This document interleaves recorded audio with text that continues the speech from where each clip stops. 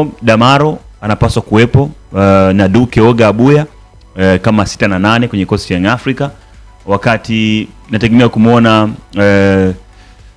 kumuona mwalimu akimtumia Max Nzengeli, Max Nzengeli akitumika kwenye nafasi hiyo kwenye mchezo, lakini pia nategemea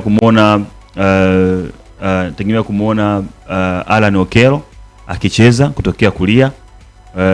Pacome Zouzoua sijajua utimamu wake mpaka sasa hivi ukoje, lakini hata kama anaumwa vipi Pacome ni bora kucheza kwenye mchezo huo, Pacome Zouzoua na Depu akianza juu. Hiyo ni kikosi ambacho hata kama anaumwa vipi. Ni mechi ambayo Pacome ni muhimu kwa sababu afya ni bora. Afya sio bora kwenye dabi ya Stadijo. Yaani sasa mtu mchezaji uwanjani anaumwa, Peter Passion. Yaani afya sio bora kwenye dabi. Elewa neno hilo. Yaani dabi tumeshuhudia wachezaji wengi sana wakicheza wakiwa wana maumivu na wanacheza mechi. Sawa?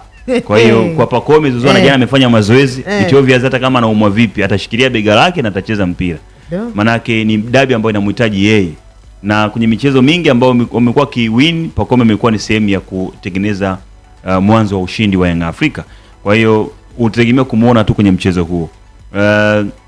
Depu magoli 5 kwenye ligi si jambo dogo. Uwezo wake wa kuscore, ni mkatili kwenye boxi, ni striker. Yaani unajua kuna striker na forward. Vitu viwili tofauti. Kwa hiyo Depu ni striker kabisa kwenye eneo la box, ni muuaji kwenye ile box.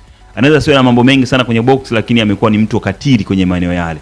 Mipira mingi ambayo anaigusa kwenye box kwake inakuwa na hatari. Kwa hiyo utegemee kumuona akianza kwenye eneo la ushambuliaji kwenye upande wa Young Africa.